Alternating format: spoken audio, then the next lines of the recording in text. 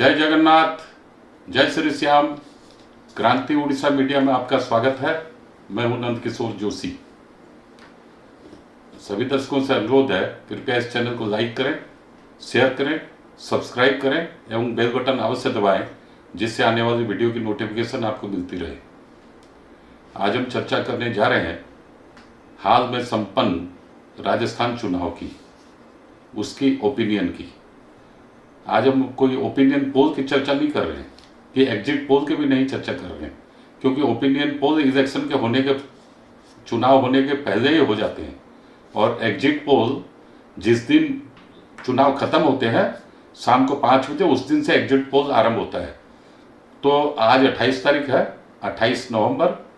तेलंगाना में चुनाव होंगे परसों 30 नवंबर। तत्पश्चात शाम को 5 बजे से एग्जिट पोल दिखाए जाएंगे 5 राज्यों के। तो ना तो हम एग्जिट पोल दिखाने जा रहे हैं और ना ही ओपिनियन पोल की बात है। यहाँ बीच का है ओपिनियन। यह राजस्थान की जनता का मूड बोल दीजिए, ओपिनियन बोल दीजिए, वही हम आज उसी के ऊपर चर्चा करेंगे।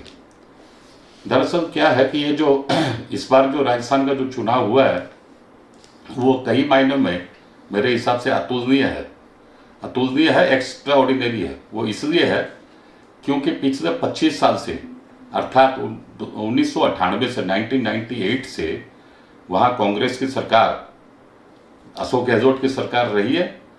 तत्पश्चात 2003 में वसुंधरा राजे आए, वो गई। 2008 में फिर अशोक गहलोत आए, वो गए। 2013 में वसुंधरा आई, वो गई। फिर 2018 में फिर अशोक गहलोत आए, और अभी 2023 में विदा होने जा रहे हैं। अर्थात 3 बार कांग्रेस की सरकार रही है 25 साल में, और 2 बार भारतीय जनता पार्टी की सरकार रही है, और इस बार फिर भारतीय जनता पार्टी की सरकार बनने जा रही है। मतलब ये जो एक बार कांग्रेस एक बार बीजेपी, एक बार कांग्रेस एक बार बीजेपी, उस दृष्टि से भी इस बार बीजेपी का ही टर्न है, बीजेपी का ही नंबर है, और बीजेपी सरकार बनाने जा रही है। अब सवाल ये उठता है कि जितने भी चैनल हैं भारत में, ये ओपिनियन मेकर है, मूड मेकर है, चैनल है, जो भी कुछ है, न्यूज वेबसाइट है, जितने भी हैं, उन सबने प्राय सब प्रेडिक्शन किया है। उनमें से मतलब अधिकांश लोगों ने यही कहा है कि बीजेपी की इस बार वहां सरकार बनने जा रही है। कुछ ने ये बोला है, अगर मगर कुछ किंतु परंतु इधर उधर लगा के, कुछ ने बोला है कि नहीं, बीजेपी की कंफर्टेबल मेजोरिटी नहीं आएगी और कांग्रेस की भी संभावनाएं दिख रही है। ऐसे भी कुछ हैं जो बोल रहे हैं, जो कांग्रेस के बहुत बड़े भक्त हैं, उनको वो सावन के अंधे हैं, उनको मतलब उनको हरियाली दिखती है, वो वैसे भी कुछ हैं लोग। और विशेषकर ये जो दिल्ली की जो लुटियन दलाल मीडिया है, वो तो अशोक गहलोत का, कांग्रेस का ही भजन गा रही थी चुनाव के प्रचार के दौरान, और वो केवल अशोक गहलोत आएंगे फिर से कांग्रेस पार्टी सरकार बनाएगी, वही सब बोल रहे हैं। लेकिन उनकी संख्या काफी कम है।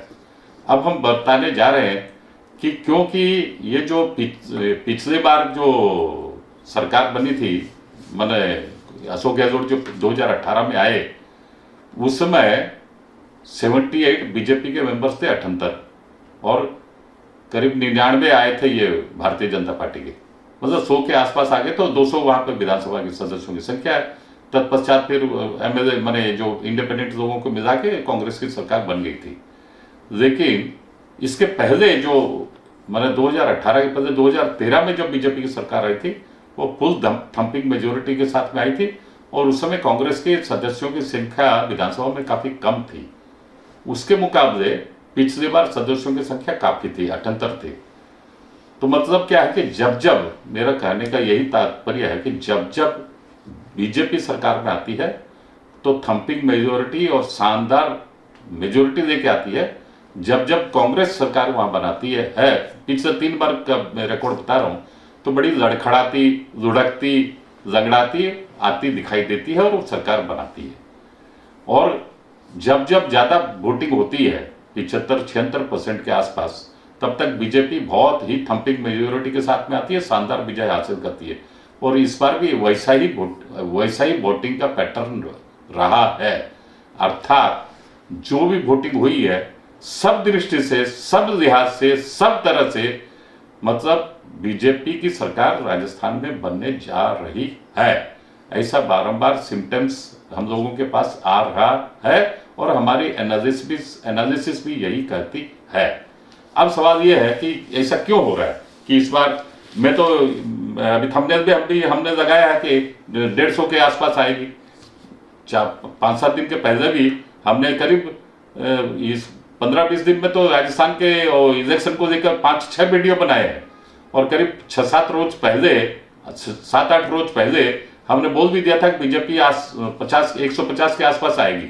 और आज भी हमारा यही कथन है, यही कहना है कि बीजेपी इस बार राजस्थान विधानसभा में 200 सीट में से out of 200 BJP is going to get 150, 150 के आसपास आएगी।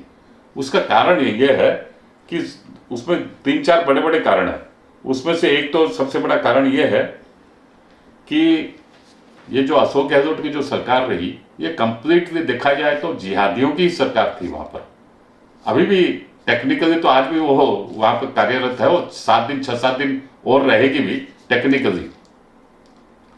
तो ये जो जिहादियों की सरकार, अशोक गहलोत की सरकार है, वहां सैकड़ों सालों के मंदिर तोड़े गए। एक जगह तो मतलब मंदिर के आसपास के क्षेत्र को पूरा वाकफ बोर्ड को ये लोग दे दिए, अशोक गहलोत की सरकार ने दे दिया, मतलब मुसलमानों के तुष्टिकरण के हेतु। फिर अजमेर शरीफ में क्या क्या वहां पर क्या क्या हुआ और हिंदुओं के ऊपर क्या क्या अत्याचार हुए हैं, वो लोग क्या क्या किए हैं, वो सब दुनिया को सब जग जाहिर है।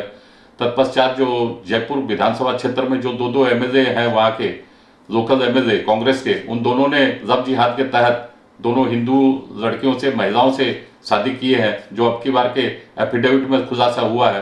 पिछली बार के जो 2018 एफिडेविट में उनका नाम नहीं था।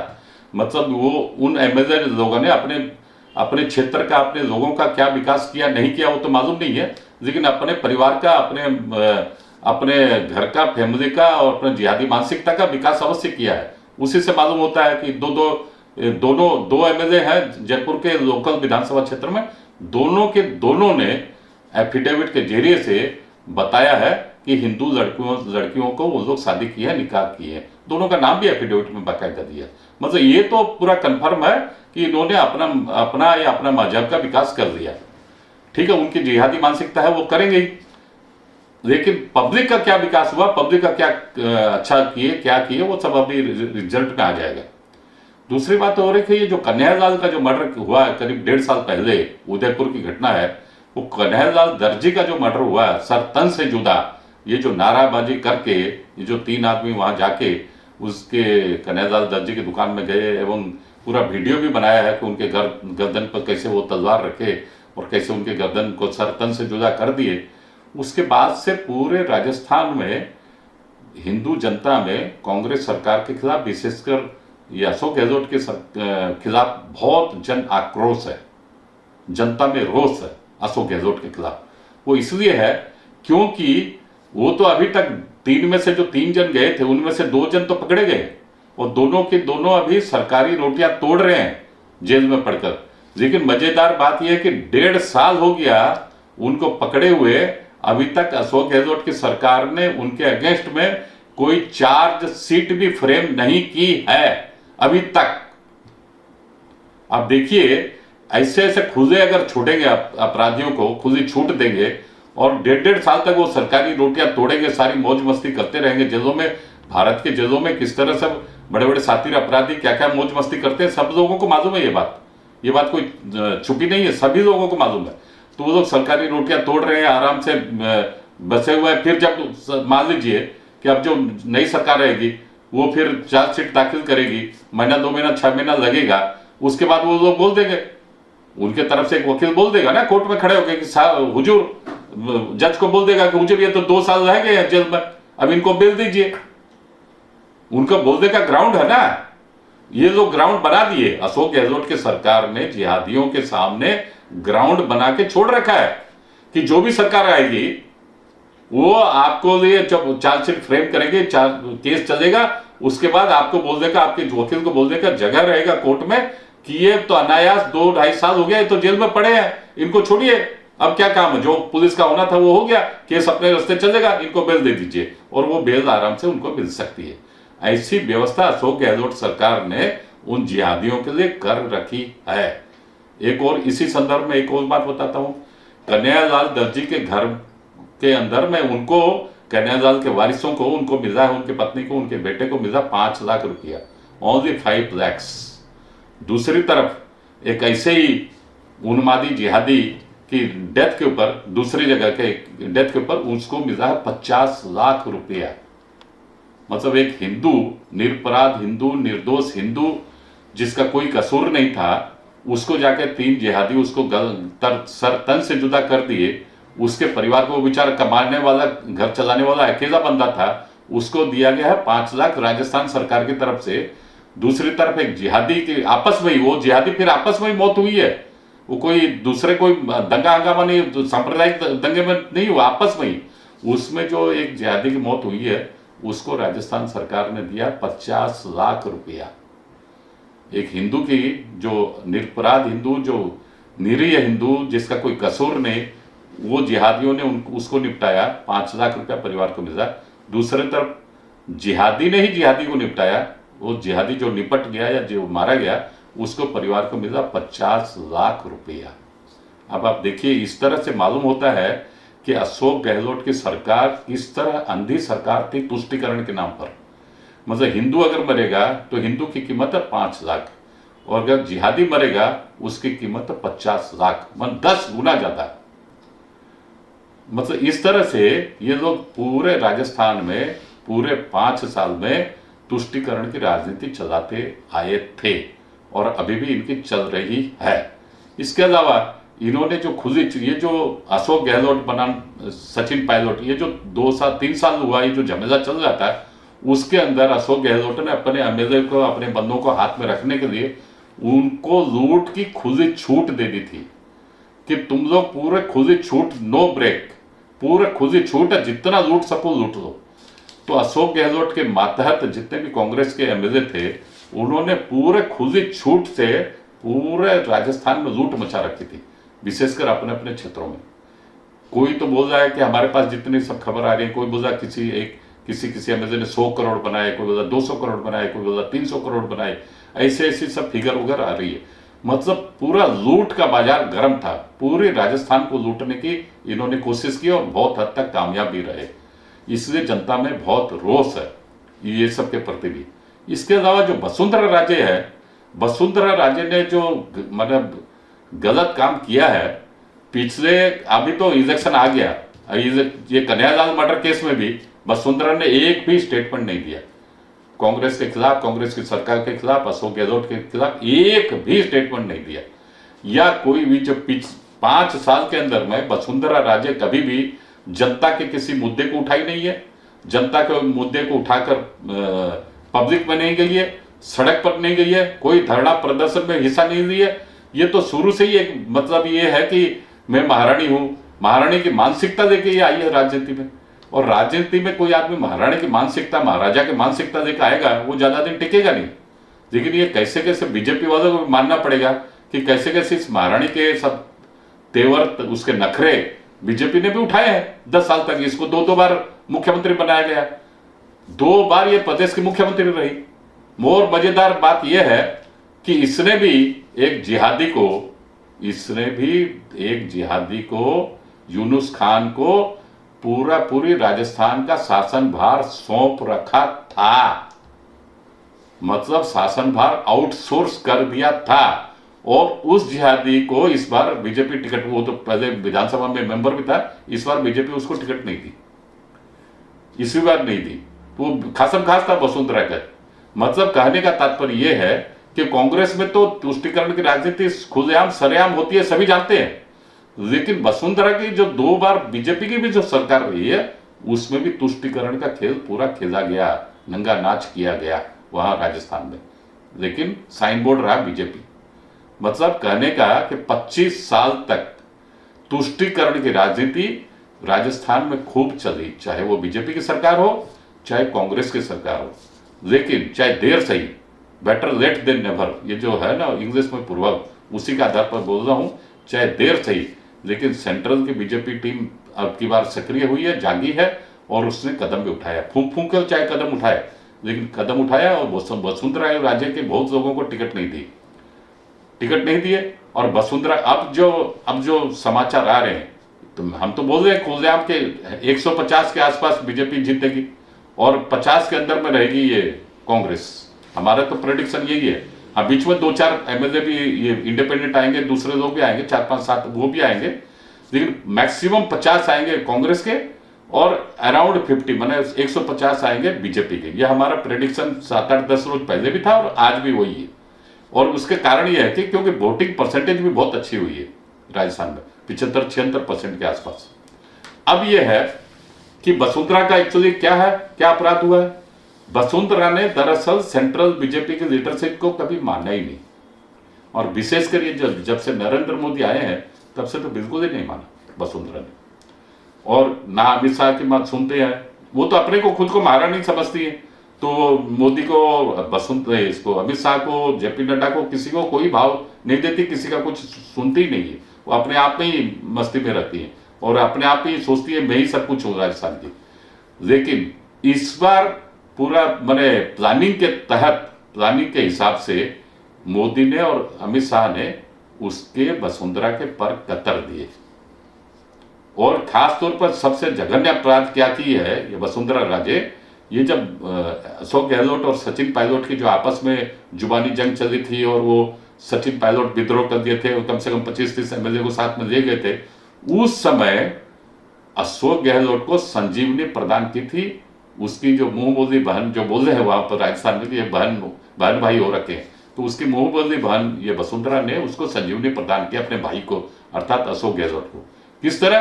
क्योंकि जितने भी वो जो पीछे 77-78 जो बीजेपी के एमएलए हैं, उसमें अधिकांश बीजेपी के इसके वसुंधरा के ही सपोर्टर हैं।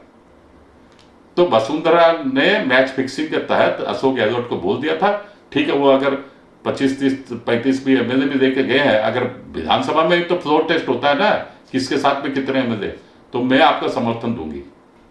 इसीलिए सचिन पायलट बागी बन के भी कामयाब नहीं हो पाए। उनका बागीपन को मतलब यही तोड़ दी वसुंधरा राजे। उस दृष्टि से अगर राजनीतिक दृष्टि से देखा जाए तो वसुंधरा राजे ने बीजेपी के पीठ के पीछे छुरी घोंपा है, विश्वासघात की है बीजेपी पार्टी के साथ और वफादारी निभाई अपने भाई अशोक गहलोत के साथ, कांग्रेस के साथ। और उस समय तो जहर की घूंट पीकर अशोक से ये जो आपका नरेंद्र मोदी, अमित शाह सब रह गए विष का प्याला पी के। लेकिन अब मौका आया है तो उसके ज्यादातर लोगों को टिकट नहीं दिया इस बार। तो भी ये देखिए कितनी शातिर खिलाड़ी है ये वसुंधरा भी, ये अपने तरफ से अपने चहेतों को 20-30 को इंडिपेंडेंट खड़ा कराइए। इसके असेसमेंट के हिसाब से कांग्रेस पार्टी बीजेपी पार्टी पाएगी 80-90 सीट।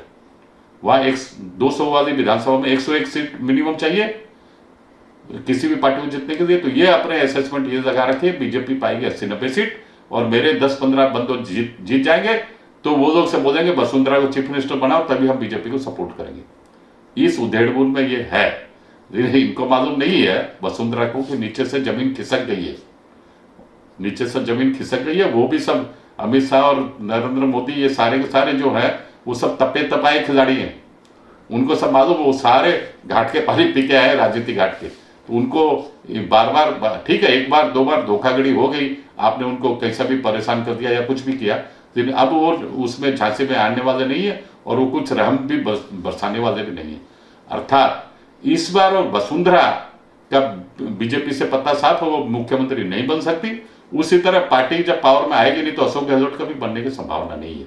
और चूंकि अशोक गहलोत की उम्र अभी 80 साल हो गई है, तो अगले बार जो एक बार बीजेपी एक बार कांग्रेस, अगर अगले बार कांग्रेस का भी आने का अगर इस हिसाब से भी देखें तो उनकी उम्र 85 हो जाएगी, तो वो वैसे भी नहीं आ सकते। और एक बात मैं खास तौर पर यह भी बोलना चाहूंगा, इस बार ये जो एक बार बीजेपी एक बार कांग्रेस वाली जो चेन है, इस बार तो बीजेपी का टर्न है ही। इस बार जो बीजेपी आएगी इसके बाद और कांग्रेस की आने की राजस्थान में संभावना नहीं है, नहीं के बराबर है। क्योंकि कांग्रेस ने जितने कुकर्म किए हैं, जितने कर्मकांड किए हैं और जितनी जनता के साथ में मतलब बेईमानी की है, भ्रष्टाचार किया है और तुष्टीकरण किया है, सारी सीमाएं, सारी हदें पार कर दी है। विशेषकर ये जो चुनावी प्रचार में नरेंद्र मोदी भी एक लाल डायरी का उल्लेख बार बार कर रहे थे। वो एक विधायक जो कांग्रेस पार्टी के थे, पहले मंत्री भी थे बाद में विधायक भी थे, वो लाल डायरी जो है उनका क्या शायद राजेंद्र लाल गुड्डा ऐसे ही कुछ नाम है शायद, तो वो जो राजेंद्र गुड्डा ने वो लाल डायरी के बारे में खुलासा किया और यहां तक भी बोला है उस लाल डायरी में मैडम सोनिया गांधी और मैडम प्रियंका गांधी वाड्रा का भी नाम है। अर्थात उनको भी करोड़ों करोड़ों में अरबों में रुपया भेजा गया है अशोक गहलोत के मार्फत। ये सारी बातें राजस्थान के लोगों में दिलो दिमाग में अच्छे से भर गई है, छा गई है। और इन सारी बातों को नरेंद्र मोदी ने भी बहुत अच्छे से पब्लिक मीटिंग में लोगों के सामने रखा है। इस बात को, लाल डायरी की बात को, और ये जो सर तन से जुदा कन्हैयालाल वाले दर्जी का जो मर्डर हुआ उस बात को नरेंद्र मोदी ने बहुत बढ़िया से पब्लिक के बीच में रखा है, कनेक्ट किया है। और पब्लिक इस बार पूरा बीजेपी को सपोर्ट की है, ऐसा हमारे पास भी जो रिपोर्ट आई है ऐसा मालूम है। और ये जो लाल डायरी है ये बनेगी कांग्रेस के लिए काली डायरी, और ये काली रात साबित होगी कांग्रेस के लिए, जो न खत्म होने वाली काली रात साबित होगी कांग्रेस के लिए आने वाले वर्षों में। केवल इस बार नहीं, आने वाले कई कई वर्षों तक कांग्रेस के लिए ये काला धब्बा है, काली रात होगी। और कभी भी कांग्रेस इससे और उबरने की संभावना बिल्कुल दिखाई नहीं दे रही है। आज के अंक में इतना ही, अगले अंक में फिर मिलेंगे। जय हिंद, वंदे मातरम।